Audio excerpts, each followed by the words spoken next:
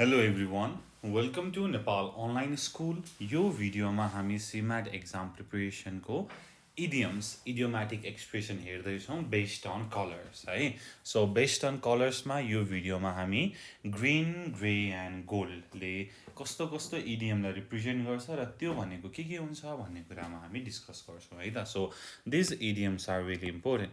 So let's get started with green color. So green, to be green means what?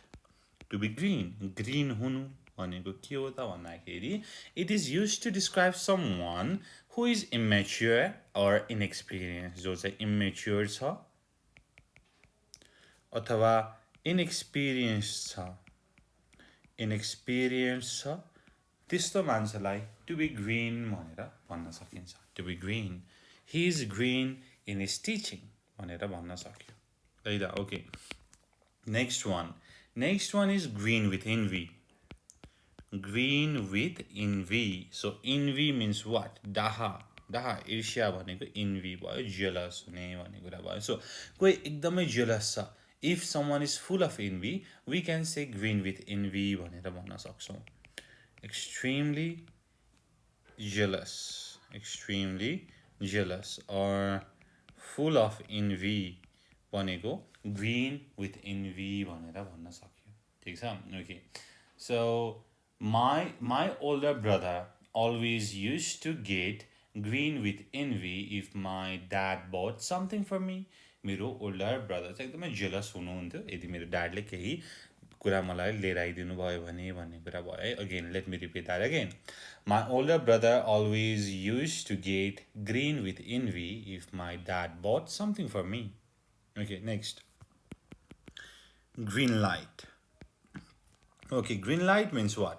Green light, when someone receives green light, it is a permission to go ahead. अगाडि जाऊ भनेर भनेको permit गर्नु, permission दिनुलाई हामीले green light भनेर भन्यो हैन. Okay, यसको लागि एउटा एक्जाम्पल हेरौँ है.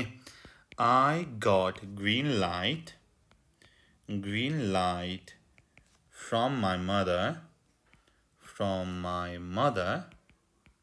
to go out with my friends. मेरो मम्मीले चाहिँ मलाई ओके बाहिर जान दिनुभयो मेरो साथीहरुसँग भनेर भयो. To go out with my friends. Okay, next one is green belt. So green belt is an area of fields and trees. An area of fields and trees. हरियाली भएको ठाउँलाई चाहिँ green belt भनेर भनिन्छ. जस्तै तराई, नेपालको तराईलाई we can say green belt. Tarai is green belt of Nepal. So 𝘊𝗶𝗃 भनेको त होइन नि, green belt of Nepal. Okay. So Tarai is green belt of Nepal भनेर भयो. Next one है, really important, धेरै ठाउँमा युज भएको हुन्छ है, मुभीहरुमा पनि युज भएको हुन्छ. Green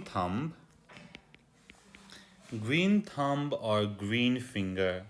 Green thumb or green finger भनेर भनिन्छ भनेदेखि it is used to describe someone who has talent for gardening. ठीक छ? कोही मान्छे चाहिँ गार्डनिङ हैन, यो के त बगैँचाहरुमा चाहिँ एकदमै ट्यालेन्टेड छ. उसले चाहिँ राम्रो खेतीपाती चाहिँ उब्जाउँछ, राम्रो फूल बिरुवाहरु चाहिँ उमार्छ हैन. he has ability to make plant grows भनेदेखि he or she has a green thumb भनेर भन्न सकिन्छ. Okay. So the garden is beautiful. You must have a green thumb भनेर भन्न मिल्यो. ठीक छ? गार्डन एकदमै ब्युटिफुल छ, तिम्रो त ग्रीन थम्ब नै छ भनेको तिमी एकदम ट्यालेन्टेड छौ भनेर भनेको है. So these are idioms with green. यो चाहिँ ग्रीन को लागि भयो है. ओके, ग्रीन भन्ने बित्तिकै टु बी ग्रीन भनेर भन्यो भनेदेखि इनएक्सपिरियन्स्ड भनेर बुझ्ने. ग्रीनले चाहिँ लाइफ एन्ड जेलसीलाई जनाउँछ. लाइफ र जेलसीलाई जनाउँछ है. अब ग्रीन आइड भनेर भन्यो. ठीक छ? यहाँ हामीले बी ग्रीन लेख्यौँ हैन. Okay, so green I'd.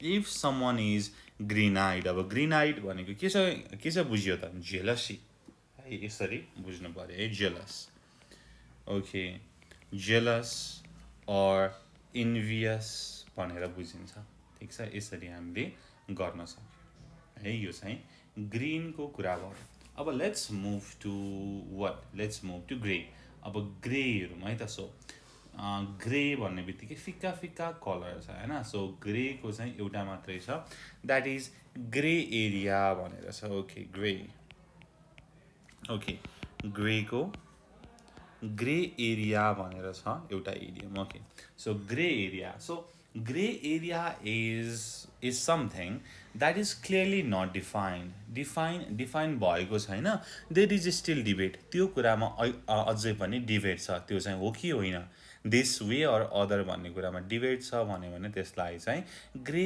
Area भनेर भनिन्छ ठीक छ okay something that is not clearly defined and there is still debate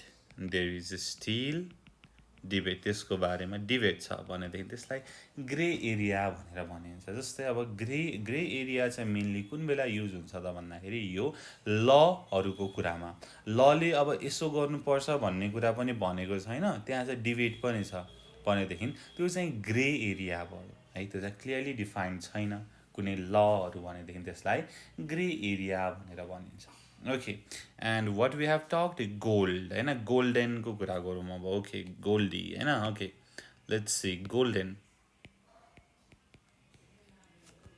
okay golden so first one is a golden opportunity so golden opportunity भनेको an opportunity that may never present itself again यस्तो opportunity जुन चाहिँ फेरि पनि नआउला त्यस्तो अपर्च्युनिटीलाई golden opportunity भनिन्छ an opportunity that might never come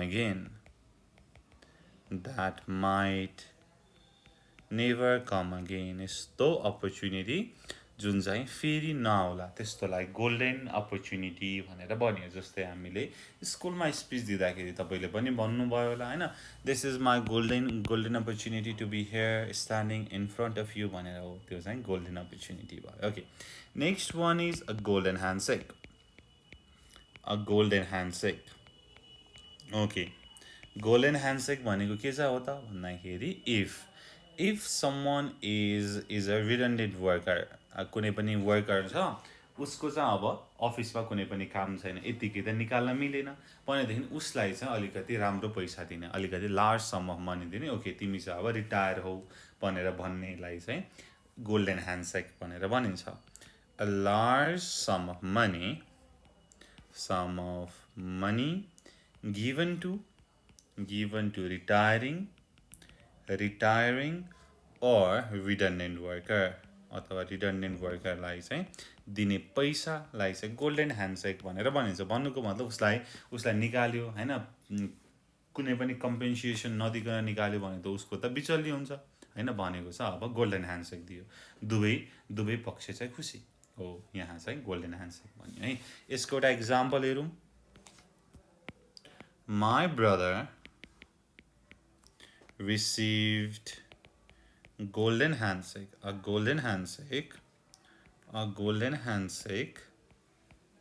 when he retired. My brother received a golden handshake when he retired. जब वो retire भयो उसले गोल्डन ह्यान्डसेक पायो भनेको लार्ज सम अफ मनी पायो भनेर भयो okay last one golden boy I am a golden boy. He is a golden boy भन्न मिल्यो ओके फर्स्टमा मिनिङ जान्नु पर्यो गोल्डन बोय भनेको के हो त भन्दाखेरि it is this term is given to a young man. So this term is given to a young man who is idolized for a great skill कुनै पनि स्किलमा चाहिँ उ राम्रो छ युजुअली खेलकुदमा जुन स्पोर्टमा चाहिँ उ राम्रो छ भनेदेखि त्यहाँ चाहिँ गोल्डन बोय भनेर भनिन्छ जस्तै wave Rooni is seen as golden boy of his football teams. Cristiano Ronaldo is the golden boy of football. Messi is the golden boy of Barcelona भनेर भन्न सक्यो. यसरी हामीले गर्न सक्यौँ है. अब यसलाई हामी सर एकचोटि रिपिट गरौँ है. के छ त ग्रिनले मैले अघि पनि भनेको छु लाइफ एन्ड जियोलोजीलाई जनाउँछ. Okay, to be green means immature or inexperienced, अनुभव नभएको. Green with envy means extremely jealous or full of envy. Green light means permission to do something. Okay, allowed to do something. Green belt is an area of fields and trees. So हरियाली भएको एरियालाई green belt भनेर भनिन्छ. Green thumb or green finger is talent for gardening. कोही मान्छे gardening गर्नको लागि एकदमै talented छ, स्किलफुल छ भनेदेखि he or she has green thumb or green finger भन्न मिल्यो. ग्रीन आइड भनेको लाइफ एन्ड जेलसीको लागि. ठिक छ. जेलस इन्भियस हुने, डाहा गर्ने, ईर्ष्या गर्ने मान्छेलाई he has got green eyed, be careful भनेर भन्न सक्यो. Okay, next is grey area भनेर भने. ग्रे एरिया भनेको डिबेट भएको एरिया, जुन कुरा क्लियर छैन, स्टिल डिबेटमा छ, यो राइट हो कि रङ हो भन्ने कुरा डिबेटमा छ भनेदेखि त्यस्तोलाई हामीले ग्रे एरिया भनेर भन्छौँ. Next is golden opportunity. Golden opportunity भनेको यस्तो opportunity that might never come again, होइन, वन्स इन अ लाइफ टाइममा आउने अपर्च्युनिटीलाई गोल्डन अपर्च्युनिटी भनेर भनिन्छ. Next is a golden handshake भनेको it is a large sum of money given to a retiring or retrenched worker. जो कामदार जो चाहिँ रिटायर हुँदैछ अथवा काम नलाग्ने छ उसलाई चाहिँ अलिक भारी रकम दिने, होइन, गोल्डन ह्यान्डसेक भनेर भन्छ त्यसलाई. ठिक छ. Okay, next one golden boy is used as a term for a young man who is idolized for a great skill. केही कुरामा एकदम राम्रो स्किल छ भनेदेखि उसलाई चाहिँ आइडलाइज गरिन्छ, त्यसलाई चाहिँ गोल्डन बोय भनेर भनिन्छ, युजली नै इन स्पोर्ट. मैले त इक्जाम्पल दिएँ Cristiano Ronaldo, Messi, Wayne Rooney etcetera है त. So they are golden boys. ल, यति कुरा भयो है. र हामीले ग्रिन, ग्रे र गोल्ड पनि गऱ्यौँ. र योभन्दा अगाडिको भिडियोहरूमा पनि हामीले अरू कलरहरूको बारेमा पनि गरेका थियौँ है. र अब आउने भिडियोमा हामी अरू छुटेको पिङ्क एन्ड सिल्भर अनि अरू कलरको इडियम्स एन्ड फ्रेजेसको क्वेसनहरू गर्छौँ. र हामीले सिम्याटको पास्ट क्वेसन पनि सल्भ गरेका छौँ. त्यो भिडियो पनि हेर्न नबिर्सिनु होला, प्लेलिस्टमा छ है त. Okay, so thank you so much for watching. Until next time, goodbye, keep learning. Jay Chandra Surya, piece.